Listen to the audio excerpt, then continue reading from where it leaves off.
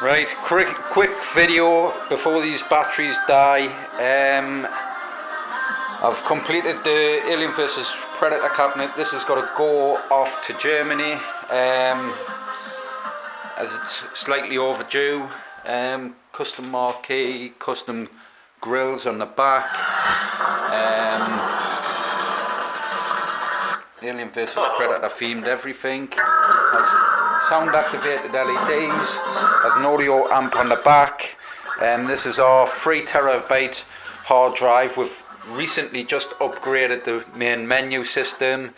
Added a lot more systems, a lot more games. Fully filled the hard drive itself. So there's not a lot more room left on there, other than about 30-40 gig to for your game saves, stuff like that. We have a couple of Wii games, a couple of PS2 games, a massive collection of PSP games, when I can bloody find them. Huge collection of MAME, a lot of next gen titles like Jump Force, Dragon Ball Fighter Z, Tekken 7. I believe there's over 1,000 PSP games on this setup, with all the controllers configured. Xbox 360 controllers can be added to this, depending on the model of the controllers. You might have to do some slight configuration. I will be putting up tutorials on how to do this. These units come with 2 USB 3 ports on the back for adding controllers, aim track guns, etc. I have removed a couple of the gun game system lists for this unit, as it's only 3 terabyte. I wanted to try and save room as well. Like I say, we have your PSP games. You have your next gen fighting titles like Jump Force,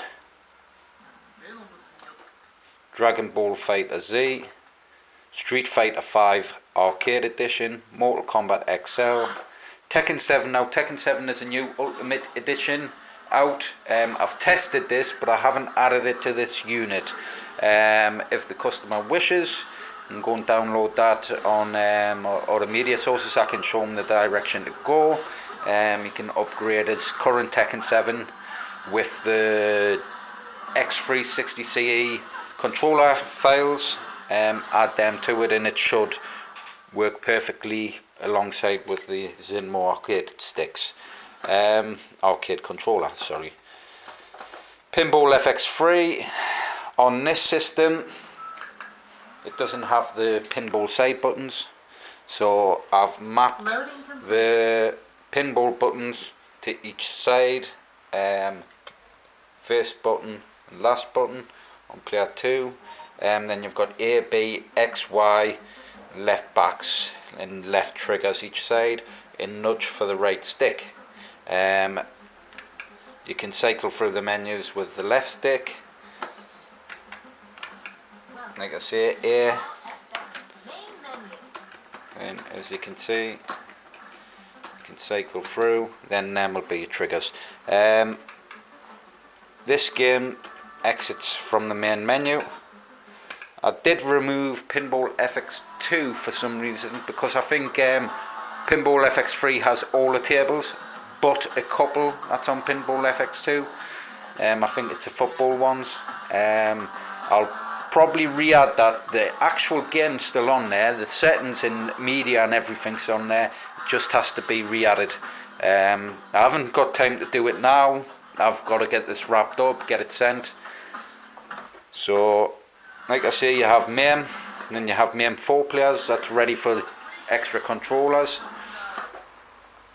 Then you have beat 'em ups, and you've got like Attack of the Clones, a lot of MAME repeats, and then you've got like a Street Fighter collection, Ghouls and Ghosts, Simpsons Arcade,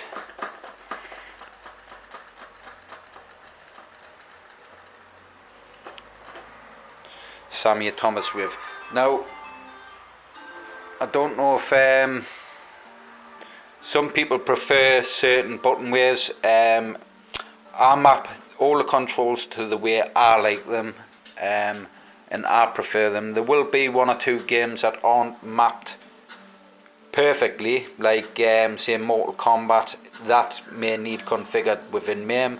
Some people prefer high punch, high kick, low punch, low kick, and for arcades usually it's high punch, block, high kick, low punch, block or run, and low kick. I think I've set them up with the blocks in the middle. That's the arcade style. Some people prefer them the other way. If you want to change them, the availability is there. You would just go into, especially for the MAME, can all be done in menu. I've got to contact the customer soon because for some reason these two buttons aren't working for them. To jump into the configuration, I'll just find Mortal Kombat.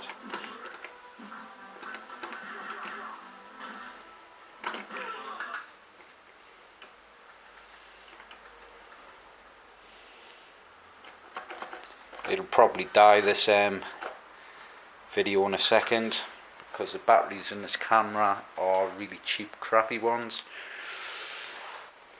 So when MAME loads, then you would hit your two select buttons, your select and start, sorry, or your add coin and start. Then you can go into input this game, and go down to the menu, go down with the joystick on the menu, and you can change each button in correspondent. On this version of the game, it's just coming up button 1, button 2, button 3, button 4. Some others have high punch, high kick, stuff like that. It tells you actually what the button is. So you can go in, you can select the button by hitting enter to change it, and then change it with the corresponding buttons. But make sure you know what button presses do what, so get a bit of paper, write down what buttons are mapped, and then work out which buttons you want to map them to. That's probably the safest way to do it without messing anything up. As you can see, actually I've been changing around these buttons, and that one's not configured for player 2. So if I select that and then press button 3, I believe. No, that's button 2. That's button 4, right? So press start, change that to button 3, then it corresponds with the top buttons. As you can see, all them are mapped to there. But if you find any games in there that aren't configured right, some racing games, you may find the left and right is your actual drive and reverse and stuff like that, drive and stop. You can just go into that menu, go into in-game, and then change the settings. I think because there's different configurations for different systems conflict with other games. There'd only be a handful, if that, of the 30,000 games that's on the MAME system anyways. Like I say, I can't go through every game and test every game to make sure every game plays properly to the best extent.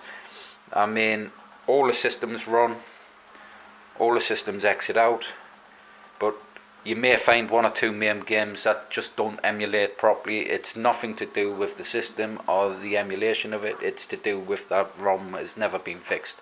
There's a couple of 3D versions of basketball games that just are really laggy and just don't play in general, and have never been fixed through any MAME version. So that's it. I'm going to get this packaged up, get it sent off. As you can see, it's nice bright colourful green showing with the custom dust covers. If an Alien vs Predator yin yang, which is pretty cool. Really stands out on the theme. You have like the Predators fighting aliens on the control panel. You have the Whaling Corp logo on the front there. beautiful Alien vs Predator art on the side. You have the LED changing, sound activated LEDs in the marquee, so any sound or out like that, they'll flash. You have 2 controllers that come with it, so you can put them on static LEDs, fade in, fade out. You have your audio amp on the back with the, I've said it many times before in my videos, with the SD card plugins to play MP3s. It also has a radio, little aerial. You can tune that in by, I believe, just pressing the play button on the radio, and that'll tune in all the stations for you. The nice little lamps. Also on all my machines now I've been adding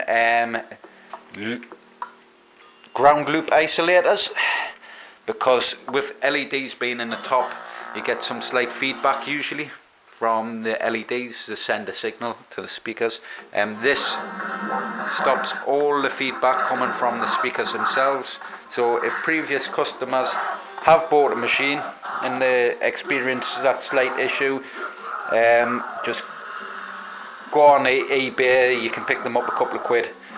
I've got to put that T-moulding back in as well, because I've had it out due to the sticks, so I'll get the T-moulding in, get it wrapped up, and try and get it booked today to go off to Germany. So that's it for me. I'm going to shoot off, so bye.